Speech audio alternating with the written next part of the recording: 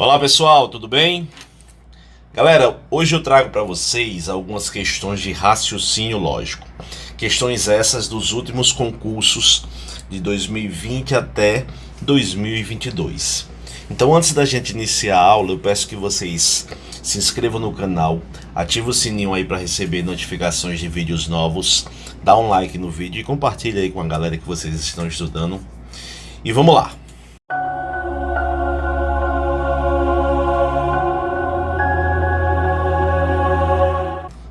Olha só, então a primeira questão que eu trago para vocês é o seguinte. É uma questão da IDIB. Eu digo o seguinte, que Antônio Carlos Jobim eternizou a frase que é impossível ser feliz sozinho.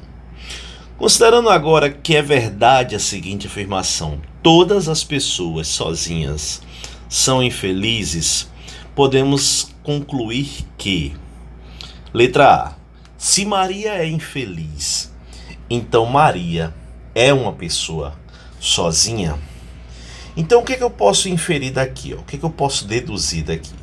Ele diz que todas as pessoas sozinhas são infelizes. Ser infeliz, tá? Aliás, ser sozinho é condição necessária para que eu seja o quê? Infeliz. Então, na hora que eu digo que Maria é infeliz, ser infeliz nesse caso não é condição para que Maria seja o quê? Uma pessoa sozinha. Porque a afirmação é que todas as pessoas que são sozinhas é que são infelizes. Na hora que eu estou dizendo que Maria é infeliz, Maria pode ser infeliz por alguns outros motivos, não pelo fato dela ser uma pessoa sozinha. Então esse item A aqui é falso. Item B. Eu digo que se João não é infeliz, então João é uma pessoa sozinha. Também é falso. Tá bom? Tá na cara. Letra C. Se Ana é infeliz, então Ana não é uma pessoa sozinha. Falso também, né, gente? Se Ana é infeliz, então Ana não é uma pessoa sozinha. Ana é acompanhada. Logo, se ela é acompanhada, ela seria o quê? Feliz. Então, por isso que é falso. Letra D. Se Marcos é feliz, então Marcos não é uma pessoa sozinha. Se Marcos não é uma pessoa sozinha, logo ele é o quê? Feliz. Gabarito letra D. Tomem cuidado nesses quantificadores, tá bom? Todo, algum e nenhum. Quando a gente está estudando raciocínio lógico, a gente tem esses quantificadores. Todo, algum e nenhum. Tomem cuidado na hora de analisar questões com esses quantificadores. Tudo bem? Vamos para essa questão de número 2. Olha só, as proposições a seguir. Você tem aí 3 proposições. 1, 2 e 3. A questão quer saber se essas proposições são contingência, contradição ou uma tautologia. Vamos lá, vamos lembrar só de uma coisa. O que é uma contradição, uma contingência e uma tautologia? Vou começar pela tautologia. A tautologia, pessoal, é aquela proposição composta. Lembra, proposição composta, você tem que ter 2 proposições, né? P e Q. 2 ou mais, obviamente. Eu estou considerando basicamente 2.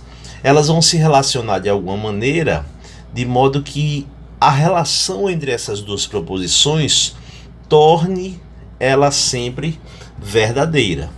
Tá bom? É aquela proposição composta onde o valor lógico dela vai ser sempre verdadeiro. O que é uma contradição? Uma contradição, galera que está fazendo aí concurso para polícia, galera que vai fazer concurso para a Polícia Civil da Bahia, galera que vai prestar concurso para o cargo de delegado, vocês quando forem buscar depoimentos de acusados, vocês vão usar muito isso aqui, né? A questão da contradição. Contradição, deixa eu só corrigir aqui, a contradição é quando o valor lógico da proposição composta é sempre falso. E o que é uma contingência? Uma contingência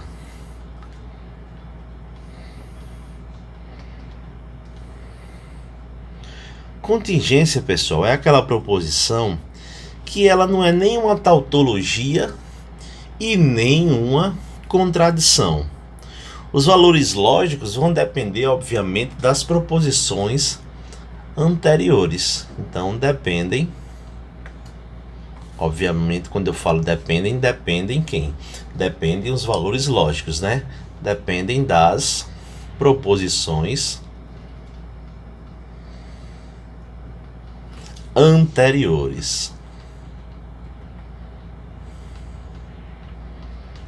Então, tautologia, contradição e contingência, a definição é, se eu estou aqui resumindo, claro que a definição é um pouco mais formal, mas a nível de prova, a nível de concurso público, guarda isso, tá certo? Então vem comigo agora, vamos analisar essas três condições aqui, essas três situações.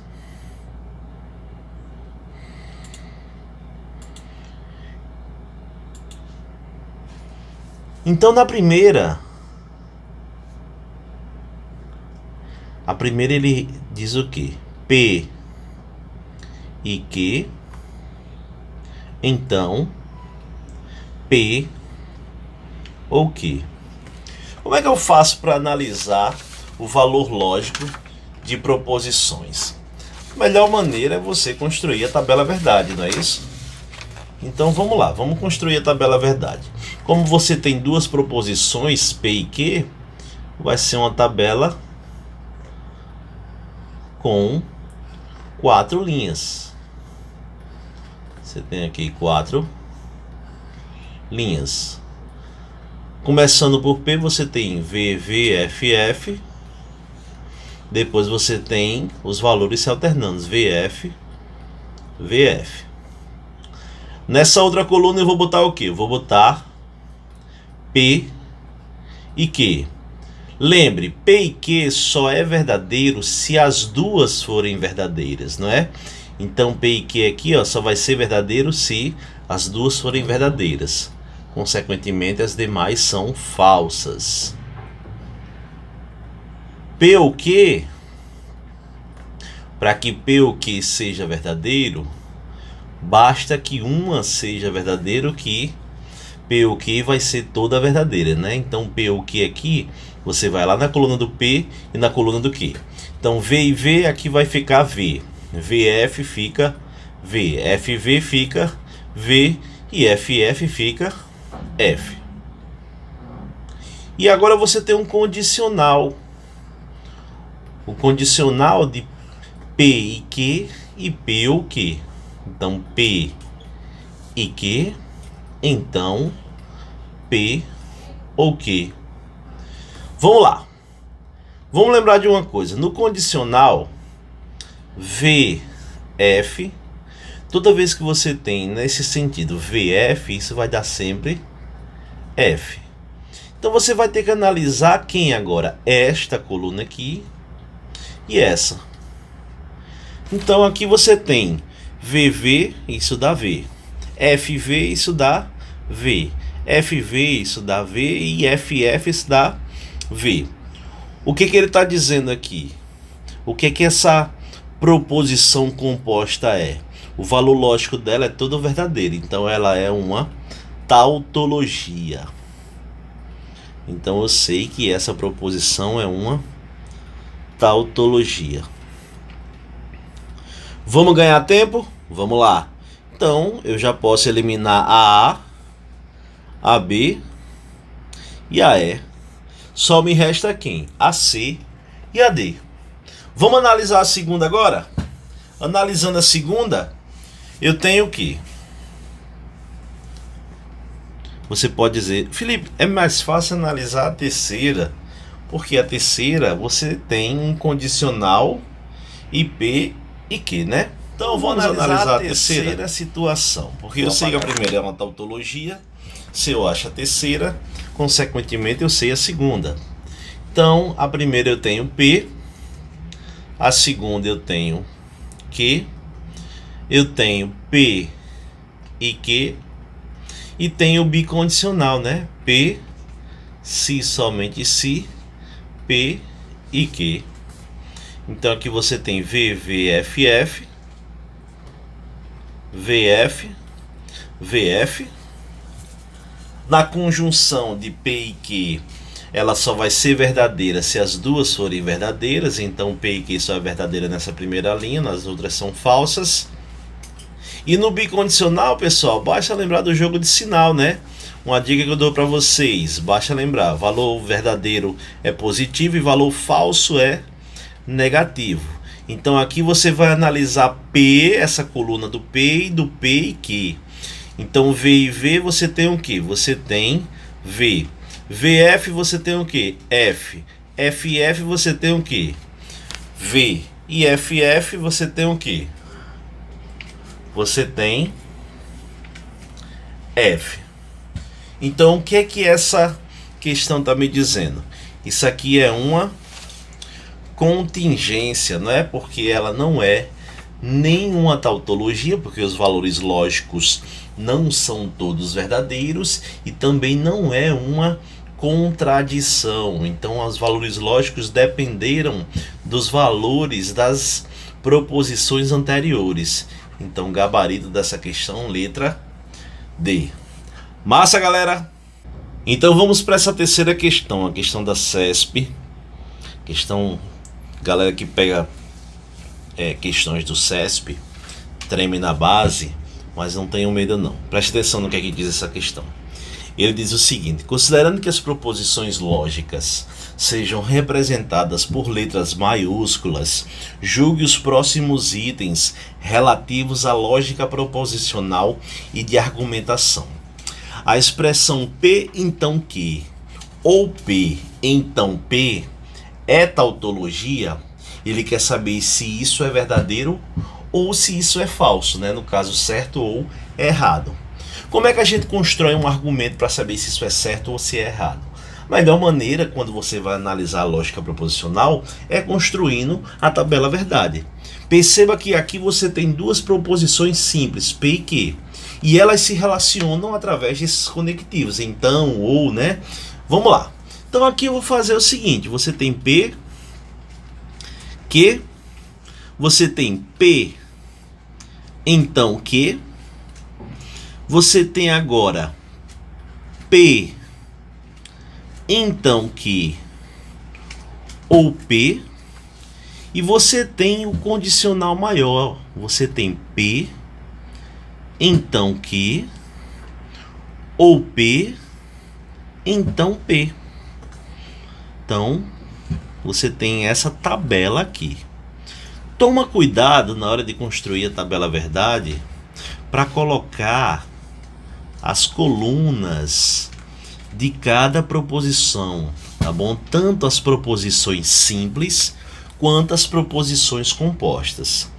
Então vamos ver aqui o que é que vai acontecer. Nas proposições simples A, P e Q, você sabe que você tem V, V, F, F. Depois você tem a alternância VF, VF. No condicional, VF vai dar F, então você tem aqui V, ó. VF dá F, FV vai dar V, e aqui também você tem V. Agora nessa daqui, nessa terceira coluna, você tem um condicional P, então Q ou P.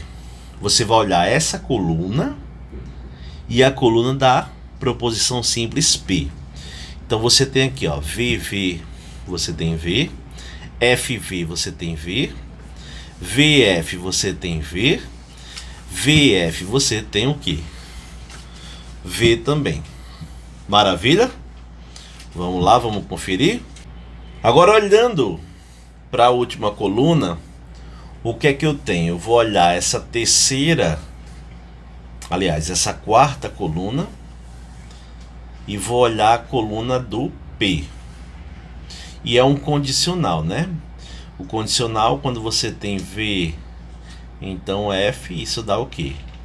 Isso dá F. Então aqui você tem V, V. Então, verdadeiro, então verdadeiro, isso dá o quê? Dá verdadeiro. Verdadeiro, então verdadeiro, isso dá verdadeiro. Verdadeiro, então falso, isso vai dar falso. Você não vai partir de uma premissa verdadeira, de uma hipótese verdadeira, e jamais vai chegar numa tese falsa, não é? Já que você parte de uma condição de uma premissa verdadeira, você só pode chegar numa tese verdadeira. Então aqui vai dar F também.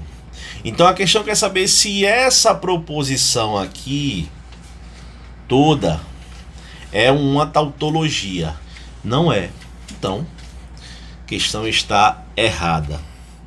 Tranquilo, gente? Vamos agora para a questão de número 4, uma questão da OCP. Olha só, a OCP gosta, né, dessas questões assim de dar alguns itens e pedir para a gente analisar, dizer quais são verdadeiros ou quais itens são os que são verdade, os que correspondem à veracidade ou quais são os errados, enfim. A OCP, quem já fez prova da OCP sabe do que eu estou falando. Então vê só, ele diz assim: indique o valor lógico V ou F de cada uma das proposições a seguir e assinale a alternativa que apresenta a sequência correta.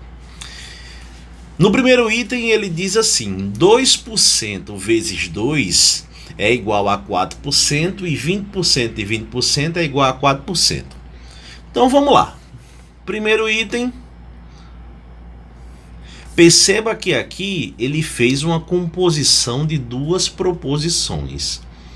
2% vezes 2, isso é igual a 4%, e 20% de 20%, isso é igual a 4%. A gente olha assim, a gente vê um emaranhado de informações, mas aí cabe a gente organizar, né? O que é que você tem aqui? Você tem duas proposições, uma P e uma Q. E você tem P e Q. Para saber se P e Q são verdadeiras, tá? Eu tenho que analisar se essa informação aqui é verdade. Se não for, obviamente vai ser falsa, né? E saber se essa daqui é verdadeira. Então vamos lembrar, né? Quando eu estou trabalhando com porcentagem, se eu tenho um X%, X% é uma fração centesimal, né? Do tipo X sobre 100. Então, 2% vezes 2, isso dá quanto? Lembra que embaixo desse 2 tem 1, né? Isso vai ficar 4 por 100. Então, 2% duas vezes, de fato, dá quanto? Dá 4%, né? Então, o valor lógico dessa proposição aqui, ela é verdade. Vamos analisar agora outra. 20% de 20%, isso dá 4%. 20% vezes 20%, isso dá 4%. Lembra, quando você tem de dar o do, né? Significa a operação de multiplicação. Então 20% de 20% é 20% vezes 20%. Então aqui você tem o que, ó? 20 vezes 20, né? Isso dá 400. Sobre quem? Sobre 100 vezes 100. Por que eu escrevi 100 vezes 100? Porque aqui eu posso usar a regra do cancelamento. 100 vezes 100, esses dois zeros dos 400 com dois zeros de 100 eu posso cortar. O que é que me sobra? Sobra a fração 4 sobre 100. E 4 sobre 100 é 4%. Opa, então aqui também é verdadeiro. Então, 2% vezes 2 é 4%. E 20% e 20% também é 4%. Logo, essa proporção toda, ela é o quê? Ela é verdadeira. Bacana? Então, esse primeiro item é verdade. Vamos parar aqui para analisar esse item 2. Aliás, nem precisa pagar, galera. Olha só, eu vou analisar esse item 2 aqui nesse espacinho pequenininho. Esse item 2 é do tipo se P, então Q. Ele diz assim, se todo número primo é ímpar, ele já começa aí com a informação errada, né? Com uma proposição errada, porque existe um número que é primo e não é ímpar, que é o 2. Aliás, é o único número que é par, que é primo, tá certo? Lembrando, número primo é aquele que tem dois divisores, a unidade e ele mesmo. Então, todo número primo é ímpar, isso é falso. Então, 1413 é primo. 1413 é um número primo? Será que 1413 eu só posso dividir por 1 e por ele mesmo? Vamos analisar aqui. Eu sei que por 2 eu não consigo dividir, né? Porque esse número não é par. Mas se você olhar com carinho, 1 mais 4 mais 1 mais 3, isso dá quanto, hein? Aqui vai dar 7. 7 mais 2 dá 9. Opa! A soma dos algarismos deu 9. 9 tá lá na tabuada do 9, não tá? Então eu consigo dividir esse número todinho por quem? Por 9. Então, isso aqui é o que? Se P, então Q, eu tenho falso e falso, então essa proposição ela é verdadeira. Então vamos lá, aqui é verdadeiro, aqui é verdadeiro. E vamos ver esse terceiro item, não é? Esse terceiro item ele diz que meio dividido por 1/3 é menor que 1, ou 1/4 é menor que 2/3. Bem, meio dividido por 1/3 é o mesmo que 1,5, né? 1,5 é menor que 1, isso é falso. Ou 1/4 é menor que 2/3, 1/4 é 0,25.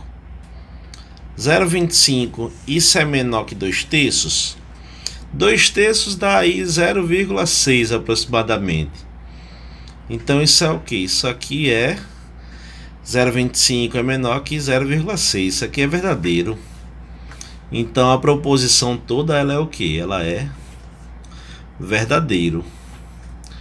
O que acontece nessa questão? Aqui esse 2, ele provavelmente ele era 2%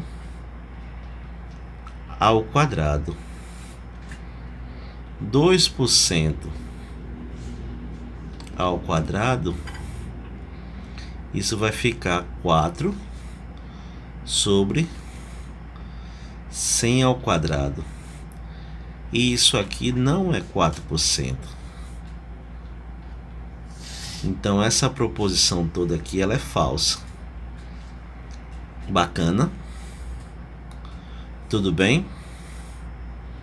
Então, provavelmente o que aconteceu aqui? Na hora de copiar a questão, esse 2 que era para vir ao quadrado, ele veio coladinho.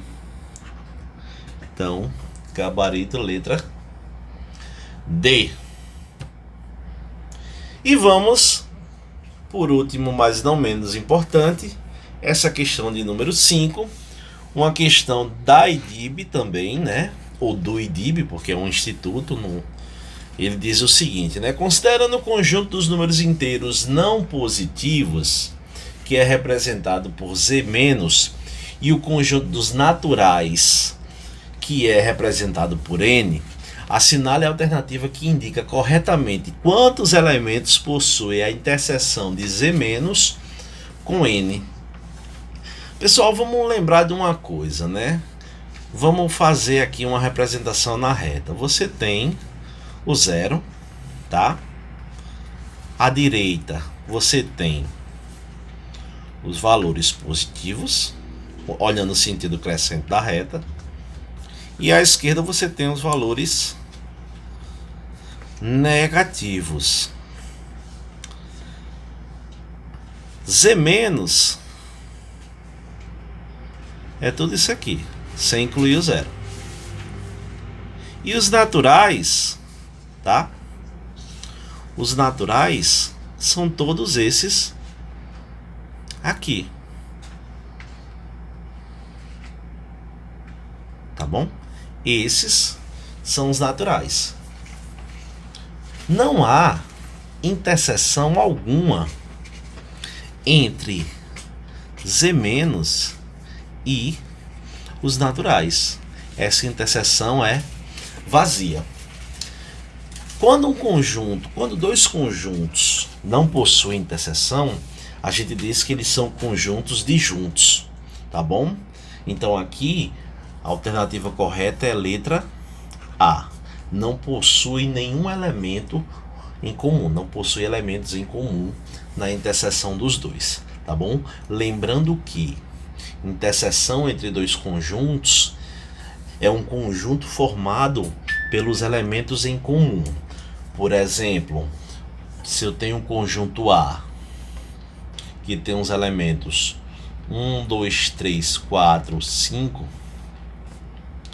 e o conjunto B que tem os elementos 2, 3, 6, 7, a interseção de A com B quem é? São os elementos 2 e 3. É o conjunto formado pelos elementos que fazem parte dos dois conjuntos ao mesmo tempo. Como aqui eu estou me referindo a Z menos e aos naturais, não há interseção entre esses dois conjuntos. Então é isso, pessoal. Eu espero que vocês tenham gostado dessas questões. Trouxe aí 5 questões dos últimos concursos, questões mais atuais, questões de raciocínio lógico. Vocês que estão se preparando para concursos, vocês que já vêm há um tempo estudando, querem garantir a vaga de vocês. Espero que vocês tenham gostado mesmo. Não esqueçam de se inscrever no canal, dar um joinha no vídeo, compartilha. E em breve eu estou colocando mais aulas. Galera que vai fazer prova para a Polícia Civil da Bahia, se inscreve no canal que vai ter material exclusivo para vocês, tá bom? Abraço a todos e até mais.